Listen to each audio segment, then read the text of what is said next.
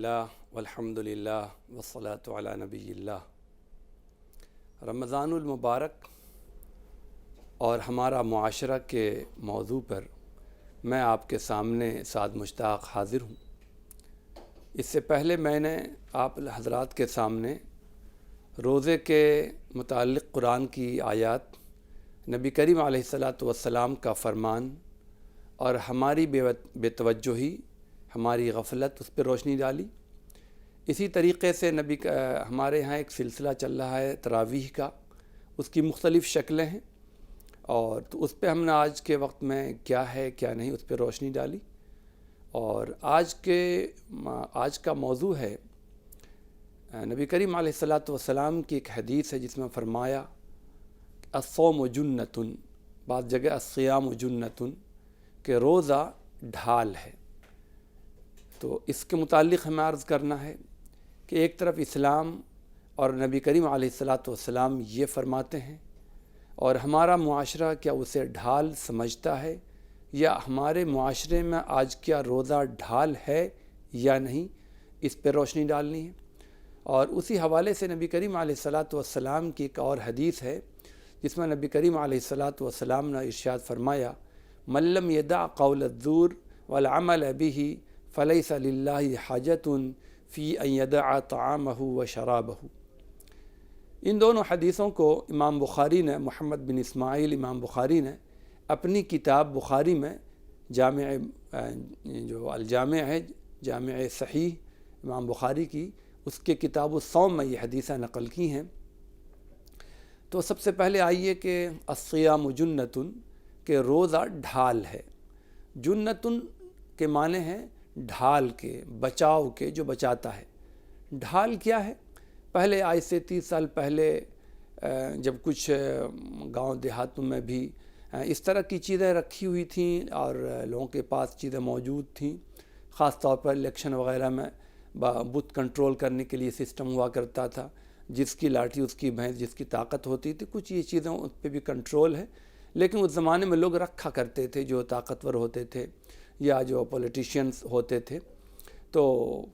بت وغیرہ کیپچر کرنے کے لیے، تو ان لوگوں کے یہاں بھی خاص طور پر یہ چیزیں ہوتی تھیں۔ آپ کہیے کہ جیسے سینی، جیسے ابھی رمضان مبارک میں رکھ کر کے، اب تو اس کی جگہ ٹرے آ گئی ہے، لیکن سینی ٹائپ کی گول سی، تو اس طرح کی یا بہت بڑی تھال کہہ لیجئے، اگر کوئی ایسی چیز ہو اور بہت لوہے کی ڈھال مضبوط ہوا کرتی تھی، اس کے پیچھے بینٹ لگا کر رکھتے تھے۔ یا اس کو آج کے وقت میں جن لوگوں نے ارطول یا اس کے دیگر سیریز دیکھے ہوں گے تو اس میں بھی دیکھا ہوگا کہ جو لوگ مقابلے کے لیے جاتے تو وہ ایک ہاتھ میں پنجے کے طور پر اس طریقے سے ہاتھ میں رکھا کرتے تھے، کہ دو وجہوں سے، کوئی تلوار چلائے تو اس کو یوں کر دیا، یا کوئی تیر چلائے، کوئی خنجر چلائے، کوئی بھالا پھینکے، تو اس طرح کی کہ وہ سامنے تیر لگا دیتے تھے۔ اور بلکہ اب بھی بچوں کے لیے جہاں پر گیمز وغیرہ کھیلنے کے لیے جو کچھ میلہ یا فیئرس اس طرح جو لگائے جاتے ہیں، تو وہاں پر بھی دیکھا ہو کہ بچے اپنے ایئر گنز وغیرہ سے نشانہ لگاتے ہیں، تو وہاں بھی اسی طرح کی تھال بنی رہتی ہے اور اس کے اندر کچھ نشانہ سادھنے کے لیے، تو اس طرح کی ڈھال بناتے تھے لوگ، تاکہ اگر کوئی دشمن کوئی حملہ کرے تیر سے، خنجر سے، بھالے سے یا تلوار سے، تلوار کے لیے تو لمبی کی ضرورت ہوتی ہے لیکن پھر بھی اس کو روک لیا کرتے تھے، اور لوہے کی وہ اتنی مضبوط ہوا کرتی تھی کہ اس میں تیر کا پار ہونا مشکل ہے۔ لیکن خیر آج کل تو سسٹم دوسرا ہے، اب تو اس طرح کی چیزیں آتی ہیں کہ جو کوئی موٹی چیزیں ہوں تو اس کو بھی گلا دیتی ہیں یا اس کو کراس کر دیتی ہیں۔ ظاہر ہے کہ بڑی بڑی بلڈنگوں پر جو اس طرح حملے ہوتے ہیں تو اس میں اسٹیل وغیرہ کی یا موٹے لوہے کی چیزیں ہوتی ہیں، اس کو بھی وہ گلا دیتی ہیں، پگھلا دیتی ہیں۔ لیکن پہلے اتنی زیادہ ٹیکنالوجی نہیں تھی، تو اس طرح کی چیزیں ہوتی تھیں۔ ڈھال کا کیا مقصد تھا؟ دشمنوں کے تیر سے، اس کی تلوار سے، اس کے خنجر سے، اس کے نیزے سے یا اس کے بھالے وغیرہ سے، نیزہ تو تھوڑا سامنے سے مارا جاتا تھا، بھالا تھوڑا سا بڑا سا، تو ان چیزوں سے بچاؤ کے لیے لوگ ڈھال استعمال کرتے تھے اور جنتن استعمال کرتے تھے۔ یہ ایک اس کا اسلحے کے طور پر اس کی حفاظت کا ایک سامان ہے۔ اس طریقے سے خود ٹائپ کا ہوا کرتا تھا جو انسان آج کل جیسے یہ بنڈی میں پہنے ہوا ہوں، اس طریقے سے یعنی خود چمڑے کی پہن لیتے، وہ اتنا مضبوط چمڑا ہوتا کہ اس پہ تلوار سے یہ نہیں کہ وہ فوراً کھال کٹ جائے، تو یہ پہن لیتے تھے، سر کے اوپر بھی اس طرح پہن لیتے تھے خود، اور بدن میں بھی۔ یہ چیزیں بھی آپ نے سیریلس وغیرہ میں دیکھا ہوگا۔ تو یہ چند چیزیں تھیں، تو یہ بھی اسی طرح کی ایک ڈھال کہہ لیجیے۔ نبی کریم علیہ الصلاۃ والسلام نے سمجھانے کے لیے فرمایا کہ الصیام جنۃ، کہ روزہ ڈھال ہے۔ اب روزہ ڈھال کیسے ہے اور کن چیزوں سے ہے، یہ جاننے کی ہمیں ضرورت ہے۔ سب سے پہلے تو یہ سمجھیے کہ روزہ ڈھال کیسے ہے۔ دیکھیے ڈھال کا اب ہر چیز میں ہمیں اس کے مقصد کی طرف جانا چاہیے۔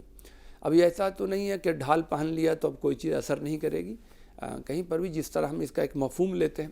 ہمارے ہاں بڑی گڑبڑی ہے کہ بسا اوقات اس کے الفاظ کے ایر پھیر میں لگ جاتے ہیں، اس کے پیچ و خم میں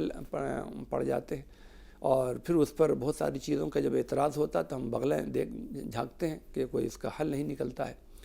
مثال کے طور پہ ہم انشاءاللہ آگے ذکر کریں گے کہ لخلوف فم الصائم، کہ روزہ دار کے منہ کی بدبو اطیب من ریح المسک، یا اطیب من المسک، کہ مشک سے زیادہ پاکیزہ ہے۔ تو اب ایسا تو نہیں کہ وہ بدبو میں اتنی خوشبو ہوتی ہے، ایسا تو نہیں ہے، بلکہ اس کا کیا مفہوم ہے اس کو سمجھنے کی ضرورت ہے۔ تو وہاں پہ اگر الفاظ کا ہی سامنے رکھا جائے گا تو بڑی گڑبڑ ہو جائے گی۔ تو اس طریقے سے یہ سمجھنے کی ضرورت ہے کہ روزہ جنۃ، ڈھال کیسے ہے۔ سب سے پہلے تو یہ یاد رکھنا چاہیے، جیسا کہ طب نبوی اور روزوں کے حوالے سے بھی میں اس سے پہلے یہ عرض کر چکا ہوں، تو کہ جب انسان بھوکا پیاسا رہتا ہے، دیکھیے میڈیکل لائن سے آپ اگر اس کو جانیں گے سمجھیں گے تو اگر آپ 12 گھنٹے 16 گھنٹے 18 گھنٹے 20 گھنٹے اگر آپ بھوکے رہیں، روزے میں تو آپ کو کمپلیٹ بھوکا رہنا، لیکن غیر روزے میں بھی کھانا نہ کھائیں، صرف پانی پیتے رہیں، تو تھوڑا سا آپ کو ریفریش ہونے کا موقع ملتا ہے۔ تو مائنڈ پھر آپ کو ایک ریفریش ہو کر کے پھر وہ بہتر کام کرتا ہے۔ جو لوگ اس فیلڈ میں ہیں، تو جو لوگ اس کو سمجھتے ہیں، تو کبھی کبھی اس طرح سے وہ کرتے ہیں۔ اور ہمارے ہاں اسلام میں ایک روزے کی ایک بنیاد ہے کہ جس میں تو خیر پانی بھی نہیں پی سکتے اور کوئی چیز نہیں کھا سکتے، تو اس میں پھر انسان جب کھانا کھاتا تو کہیں یہ ریفریشنگ کا ایک موقع ملتا ہے۔ کبھی کبھی آپ نے دیکھا ہوگا کہ جب لیپ ٹاپ چلاتے ہیں تو اس کو ریفریش کرنا پڑتا ہے، موبائل چلاتے ہیں اس کو ریفریش کرنا پڑتا ہے، اس میں آلودگی اور وائرس وغیرہ آ جاتا ہے تو اس کو جنک جو چیزیں آ جاتی ہیں تو اس کو کلین کرتے ہیں، کلینزنگ ہوتی ہے۔ تو یہ ایک چیز ہوتی ہے جس سے کسی چیز کی صفائی کی جاتی ہے۔ تو اسی طریقے سے یہ سمجھیے کہ الصیام جنۃ جو بولا گیا کہ روزہ ایک ڈھال ہے، تو روزہ دراصل ہمارے اندر جو آلائش ہو جاتی ہیں اس کو دور کرنے کا ایک بہترین ذریعہ ہے۔ اب آلائش کس طرح کی، ایک تو وہ میڈیکل لائن کے اعتبار سے ہے، وہ تو الگ موضوع ہے جس کو طب نبوی وغیرہ میں آپ اس کو سن سکتے ہیں، دیکھ سکتے ہیں۔ میں اس پہ نہیں جاتا، اس لیے کہ ہمارا اس جو یہ پروگرام ہے رمضان المبارک اور ہمارا معاشرہ، اس میں ہم سماجی اعتبار سے دیکھنا ہے۔ ریفریشنگ جیسے لیور، کڈنی، اسٹمک وغیرہ، برین وغیرہ سب کو ریفریش ہونے کا موقع ملتا ہے۔ لیکن دوسرے اعتبار سے یہ یہ کیسے ڈھال یعنی یہ روزہ بنتا ہے، تو اس کو یاد رکھیں کہ جب انسان بھوکا رہتا ہے تو انسان جب جسم پیٹ بھوکا رہتا ہے تو جسم شکم سیر رہتا ہے، پورا بدن ایک دم سنتشٹ، آرام، پر اطمینان اور مطمئن رہتا ہے، اسے ادھر ادھر ذہن نہیں جاتا برائیوں کی طرف یا غلط چیزوں کی طرف۔ لیکن جب انسان کا پیٹ بھرا رہتا ہے تو انسان کے جو آرگنس ہیں، اعضاء، وہ بھوکے رہتے ہیں اور پھر وہ بری چیزوں کی طرف جاتے ہیں۔ ظاہر اس کو پریکٹیکل لوگ دیکھتے ہوں گے کہ جب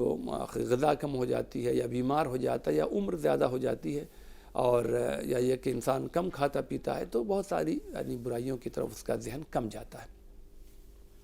تو جب انسان روزہ رکھتا ہے تو جب اس کا پیٹ بھوکا رہتا ہے تو اس کے اعضاء شکم سیر رہتے ہیں، یعنی پیٹ بھرا رہتا ہے۔ جب پیٹ بھرا رہے تو انسان کا کوئی جی نہیں چاہتا، لوگ تقاضا بھی کرتے ہیں کھانا کھا لیجیے، کر لیجیے، وہ کر لیجیے، تو نہیں کہتے ہیں جی بھرا ہوا ہے۔ تو جب انسان کا جی بھرا رہتا ہے، جسم اور آرگن کا جی بھرا رہتا ہے تو وہ زبان سے بھی انسان ادھر ادھر کی باتیں نہیں نکالتا، اور برین کو جب سکون میں رہتا ہے تو وہ گالی گلوچ نہیں کرتا، اور انسان بری نظروں کی اس کی حفاظت رہتی ہے، اور فحاشی کی طرف یا عیاشی کی طرف یا جنسی تسکین کی طرف اس کا ذہن نہیں جاتا۔ یہ اس کا ایک بہت بڑا امپیکٹ پڑتا ہے، ایک اثر پڑتا ہے۔ ظاہر ہے کہ یہ تو محسوس کی جانے والی چیز ہے کہ جسم انسان کا بھوکا تو سکم شہر ہے تو اس کو ضرورت نہیں ہوتی۔ تو اب یہ دیکھیے کہ جب انسان جھوٹ نہیں بولے گا اور برائی اگر کی جائے گی تو اس کی طبیعت نہیں چاہے گی اس طرح کی بات کرنے کی، اور جب انسان کھانے کے بعد انسان بہت دیر تک مجلس لگتی ہے، لیکن بھوکے پیٹ میں تو انسان سونے کو جی چاہتا کہ سو پڑ جائے، آرام کرے، من نہیں چاہتا اس کی بات چیت کرنے کا بہت زیادہ۔ تو اس سے اندازہ لگتا ہے کہ جب انسان بھوکا رہتا ہے تو سننے کا بھی زیادہ من نہیں چاہتا، تو انسان چاہتا ہے کہ ادھر ادھر کی بات نہ کریں، اور جب ادھر ادھر کی بات نہیں ہے تو انسان غلط چیزوں کی طرف بھی نظر نہیں، اس کی نظروں کی بھی حفاظت رہتی ہے، اور جب نظر کی حفاظت رہے اور ان کے اعضاء کی حفاظت رہے تو انسان پھر قدم نہیں اٹھاتا بری چیزوں کی طرف۔ جب انسان آمادہ ہوتا تب بری چیزوں کی طرف جاتا ہے، یا ہاتھ لگانا، یا پھر دماغ بھی اس کا پرسکون رہتا ہے۔ تو اب دیکھیے روزہ یہ اور جسم کے آرگنز کو آرام دینے کا ایک ذریعہ بنا، تو گویا کہ ایک ڈھال بن گیا سامنے، اور ان چیزوں کو ہم نے بری چیزوں سے محفوظ کر لیا۔ جس طریقے سے ڈھال سے دشمنوں کے حملوں سے انسان محفوظ رہتا ہے، اس طریقے سے روزہ رکھ لینے سے جو علائش ہیں، جو اس طرح کے گناہ ہیں جس کو ہم معاشرے میں بہت زیادہ گناہ نہیں سمجھتے، ان چیزوں سے بچنے کا ایک ذریعہ بنتا ہے۔ یہ مقصد ہے نبی کریم علیہ السلام کے فرمان کا، اور حدیث کا یہ مفہوم کہ روزہ ایک ڈھال ہے۔ اسی مفہوم کو نبی کریم علیہ السلام نے دوسری حدیث میں فرمایا کہ من لم یدع قول الزور والعمل به۔ زور کہتے ہیں کئی معنوں میں، دغا، جھوٹ، کذب بیانی اور دھوکہ دھڑی اور بلا وجہ کی باتیں، طعنہ زنی، اس طرح کی چیزوں کو، خاص طور پہ دھوکہ دھڑی کے متعلق یہ ہے کہ رمضان المبارک میں جس شخص نے زور کو، یعنی دھوکے بازی کو، دغا بازی کو، جھوٹ کو، کذب بیانی کو، اس طرح کی الزام تراشی کو، ان چیزوں کو جس نے نہیں چھوڑا اور اس پہ عمل کرنے کو بھی نہیں چھوڑا، یعنی یہ چیزیں بولنا بھی نہیں اور اس پہ عمل بھی نہیں کرنا، یہ نہیں چھوڑا، بلکہ وہ روزہ بھی رکھتا رہا اور یہ سب چیزیں بھی کرتا رہا، تو اب جو اس نے کھانا پینا چھوڑا ہے اس کی اللہ کو کوئی ضرورت نہیں ہے۔ جس نے جھوٹ نہیں چھوڑا، روزہ رکھا رہا، پورے دن روزہ رکھتا رہا، تلاوت بھی اس نے کی، رات کی تراویح بھی پڑھی، لیکن اس کی جو فطرت میں جھوٹ ہے، دغا ہے، کذب بیانی ہے، ناپ تول میں کمی ہے، کسی کے ساتھ غلط بیہیو ہے، باس ہے تو اپنے ماتحتوں کے ساتھ، ماں باپ ہے تو اپنے بچوں کے ساتھ، اور اس طریقے سے جتنے بھی یعنی یہ ہیں اپنے کمزوروں کے ساتھ یا کسٹمر کے ساتھ، اگر اس طرح کام نہیں چھوڑا اور اس پہ عمل کو بھی نہیں چھوڑا، ایک تو یہ کہ انسان بولنا ہے اور پھر اس کو کر گزرنا ہے، یہ نہیں چھوڑا، روزہ بھی رکھا اور یہ سب بھی کرتا رہا، تو پھر نبی کریم علیہ السلام فرماتے ہیں فَلَيْسَ لِلَّهِ حَاجَةٌ فِي أَن يَدَعَ طَعَامَهُ وَشَرَابَهُ۔ تو اللہ کو اس بات کی کوئی ضرورت نہیں ہے کہ وہ کھانا اور پینا چھوڑے، یعنی کھانا پینا چھوڑ دیا، بھوکا پیاسا رہا اور یہ بھی کرتا رہا، تو پھر ایسی عبادتیں اللہ کے نزدیک بہت زیادہ قابل قبول نہیں ہیں، اور یہ روزے کا یہ مقصد بھی نہیں ہے۔ یہ ہے اس حدیث کا مطلب۔ یہاں پر بھی میں یہ بات عرض کروں گا، جیسا اس سے پہلے میں نے آپ لوگوں سے یہ کہا تھا کہ جب تراویح کی نماز 5 دن، 7 دن، 10 دن میں ہوتی ہے تو بہت سے لوگ اس پر اس طرح سے اعتراضات کرتے ہیں کہ اس سے تو قرآن بہت تیز پڑھا جاتا ہے، سمجھ میں نہیں آتا، بجائے یہ کہ فائدے کے الٹے قرآن لعنت کرتا ہے۔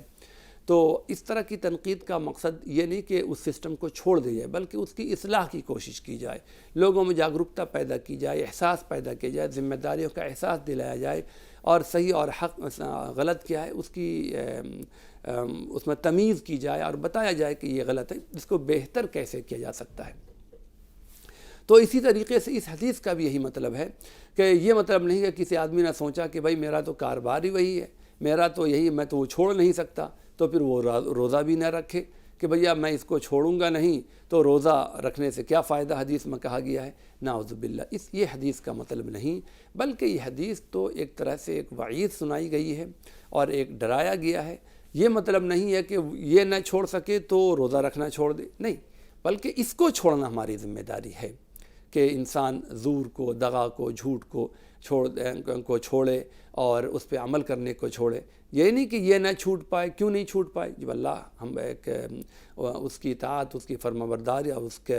عہد و پیمان سے وعدہ کیا، اور عہد الستو میں ہم نے اس کی ربوبیت کا اقرار کیا، اللہ کی وحدانیت کا اقرار کیا، اور اسی سے اس کی پہچان سمجھی جاتی ہے. نبی کریم علیہ الصلوۃ والسلام کی رسالت پہ ایمان لایا، تو اب ان کے حکموں کے خلاف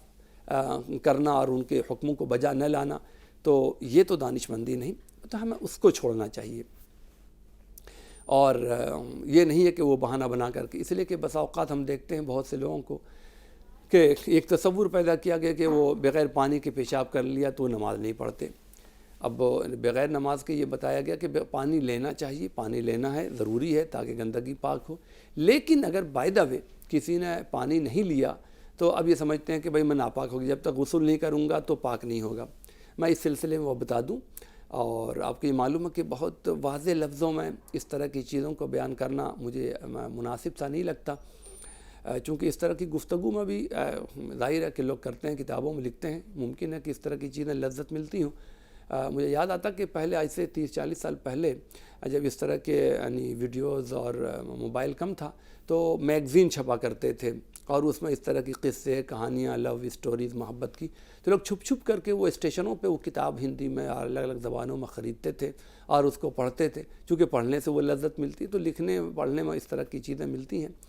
لیکن ہمیں سماج کے حیا کو باقی رکھنا ہے. پھر بھی میں یہ عرض کروں کہ پیشاب کرنے سے انسان کا وضو ٹوٹتا ہے، یعنی نماز نہیں پڑھ سکتا، قرآن چھو نہیں سکتا، لیکن اسے غسل کی ضرورت نہیں ہے. پیشاب کرنے سے وہ قرآن نہیں چھو سکتا، نماز نہیں پڑھ سکتا، لیکن اسے غسل کرنے کی ضرورت ہے. غسل کرنا جو بڑا یعنی یہ ہے بڑی ناپاکی ہے، تو اس میں غسل ضروری ہے، جس طریقے سے ویریاز وغیرہ کا نکل جانا وغیرہ. تو پیشاب کرنا وہ اس کے مانند نہیں ہے. ایک تو یہ بات یاد رکھنی چاہیے کہ وضو کر لے تو آدمی نماز پڑھ سکتا ہے. اب رہی بات کہ ناپاک رہ گئی جگہ اور کپڑا، تو اس حوالے سے میں یہ عرض کروں گا کہ جگہ کے حوالے سے یاد رکھیں کہ لوگوں نے کہا ہے کہ پیشاب 1 درہم کا مطلب پہلے تو 12 ماشے کا، یعنی 1 درہم کا مطلب اگر وزن کے دیا جائے 1 تولہ کو 10 گرام کہا جاتا ہے. عام طور پہ 1 درہم 1 سکے کے برابر ہوا کرتا تھا. بعض لوگوں نے درہم کی مقدار 3.5 ماشا قرار دی ہے، اور لوگوں نے کہا کہ 1 سکے کے برابر وہ 1 تولہ کے برابر ہوتا تھا. 1 درہم کو اگر ہم 3.5 ماشا بھی سمجھیں، یعنی 3.5 گرام سمجھیں، ماشا تھوڑا سا بڑا ہوتا ہے، لیکن میں اسے یعنی گرام میں یا ایم ایل میں بھی میں اس کو یہ کروں، حالانکہ 1 ایم ایل کم ہوتا ہے، پھر بھی میں یہ عرض کروں کہ کم سے کم لے لیے 3.5 ایم ایل بھی اگر لے لیا جائے تو یورین یا پانی وغیرہ کا 1 ایم ایل میں ہوتے تو 48 ڈراپس بھی ہیں. گاڑھا اگر ہے کم سے کم گاڑھے میں 20 ڈراپس تو یعنی ہوتے ہی ہیں اگر کوئی لیکوڈ ہے. گاڑھے کا الگ الگ شکل ہے. تو میں یہ کہوں کہ اگر 1 ایم ایل میں 10 ڈراپس بھی ہیں تو 1 ایم ایل میں اور 3 ایم ایل میں 30 ڈراپس کے بقدر ہوگا، تب اس کے ساتھ نماز نہیں ہوگی. لیکن 1 2 3 4 5 ڈراپس کے بقدر اگر ہے تو نماز ہو جاتی ہے، اگرچہ یہ مکروہ ہے، نامناسب ہے کہ انسان اس کی عادت ڈالے یا اس طرح سے کرے. تو اگر انسان نے پیشاب کر لیا تو اگر جسم کی بات ہے تو وہ جگہ میں تو مجھے لگتا ہے کہ 1 ایم ایل یا 2 ایم ایل یعنی 1 ڈراپ 2 ڈراپ دھونے کی جگہ تھی جو اس نے نہیں دھو پایا. تو اس کی بنا پہ نماز کا چھوڑ دینا یہ تو یعنی غلط فہمی ہے اور بہت بڑی بھول ہے. اس کے ساتھ نماز اگر پیشاب کے بغیر بھی، پانی کے بغیر بھی کسی نے پیشاب کیا تو وہ ناپاک نہیں ہوا، غسل کی ضرورت نہیں، وضو کر کے نماز پڑھ لے. اگرچہ یہ مکروہ ہے تاکہ انسان ایسا نہ ہو کہ پیشاب میں انسان پھر بد احتیاطی کرنے لگے. اور میں ایک مسئلے کی بات بتا رہا ہوں کہ بے احتیاطی نہ اس کو پیشاب ہر حال میں پانی لینا چاہیے، لیکن بائی دا وے اگر وہ نہیں لے پایا تو اس کی یہ نماز پھر بھی پڑھ سکتا ہے اور نماز ہو جاتی ہے. اب رہی کپڑے کی، اگر اسے قطرے کی دقت نہیں ہے تب تو کپڑے میں چیزیں نہیں لگتی، یا یہ کہ جسم کا وہ بہت باریک سا حصہ ٹچ ہو تو وہ بھی 1 2 3 4 ڈراپ کے بقدر ہے تو بھی اس سے نماز ہو جاتی ہے. لیکن مجھے یہ لگتا ہے کہ ایک طرف پاکی ناپاکی میں اتنی زیادہ شدت کے ساتھ بیان کیا گیا، اس کا ایک فائدہ بھی ہوا، پاک صاف رہنے کا ایک مزاج بنا، لیکن بہت سے لوگوں نے بعد میں اس کا ایک بہانہ بنا لیا. اس لیے وقت کے ساتھ جو تبدیلی آئی تو ہم اور آپ کو بتانے میں یا سمجھنے میں بھی کچھ تبدیلی پیدا کرنی چاہیے، تاکہ لوگ بہانہ نہ بنائیں کہ غسل کرنا ہے اور پیشاب کر لیا نماز نہیں پڑھ سکتے۔ اس لیے میں نے چاہا کہ آپ کو واضح کر دوں۔ تو جیسے کچھ چیزوں میں تبدیلیاں پیدا ہو جاتی ہیں، جیسے میں نے اس کی ایک مثال دی ہے، تو اسی طریقے سے لوگ بہانہ بنا لیتے ہیں کہ ہم زور اور مجھ سے چھوٹے گا نہیں، تو ایسے روزے رکھنے سے کیا فائدہ، لہذا روزہ ہی نہیں رکھتے۔ تو یہ بے بنیاد بات ہے، اور اللہ رب العزت اس کی پکڑ کرے گا۔ اور جیسا کہ وہ حدیث میں نے بیان کی تھی کہ جو شخص رمضان المبارک کا بابرکت مہینہ پائے اور وہ اپنی مغفرت نہ کرا لے، تو اس پہ حضرت جبرائیل علیہ السلام کی بد دعا ہے، اور نبی کریم علیہ السلام کا آمین کہنا، اس کی مقبولیت میں کوئی شک نہیں ہونا چاہیے۔ تو ایسے شخص کی ہلاکت، بربادی اور دنیا اور آخرت کی ناکامی میں کوئی شک نہیں رہنا چاہیے۔ اس لیے ہمیں چھوٹی چھوٹی باتوں کا بہانہ نہیں بنانا چاہیے، اور ہمیں یہ دیکھنا چاہیے کہ ہم سک نہیں پاتے، روزہ رکھ نہیں پاتے، یہ بھی بہانہ بے بنیاد ہے۔ اس لیے کہ جو لوگ روزہ رکھتے ہیں تو بڑے بیمار بھی، کمزور بھی، عمر دراز بھی، اور چھوٹے بچے بھی جسم کے اعتبار سے بہت طاقتور نہیں ہوتے، لیکن وہ لوگ بھی عادی روزہ رکھتے ہیں اور انہیں کچھ نہیں ہوتا۔ پھر بھی اگر انسان کو واقعی طبیعت خراب ہو جاتی ہے تو اللہ رب العزت نے تو یہ نہیں کہا کہ روزہ رکھ کر کے جان دے دو، لیکن روزہ رکھنا ہی رکھنا ہے، یا جان چلی جائے تب بھی روزہ نہیں توڑنا، ایسا تو نہیں کہا گیا ہے۔ یرید اللہ بکم اليسر ولا یرید بکم العسر، آسانی پیدا کی گئی ہے، لیکن انسان کو عادت ڈالنی چاہیے، انسان کو کوشش کرنی چاہیے۔ اللہ دلوں کے حوال سے واقف، اگر واقعی اس اسٹیج تک بیماری جا چکی ہے کہ روزہ رکھنے سے اس کی بیماری کے بڑھ جانے کا یا ٹھیک نہ ہونے کا یا مر جانے کا خوف ہے، تب اس میں عذر ہے، تب وہ روزہ نہ رکھے۔ لیکن انسان خود کا اندازہ لگا سکتا ہے کہ میں کیا روزہ رکھنے سے میں برداشت کر پاؤں گا یا نہیں۔ اور یہ کہنا کہ کمزوری آتی ہے، تو کمزور کرنا تو روزے کا مقصد ہی ہے، تاکہ انسان کچھ وقت اپنے آپ کو ریسائکلنگ کر لے اور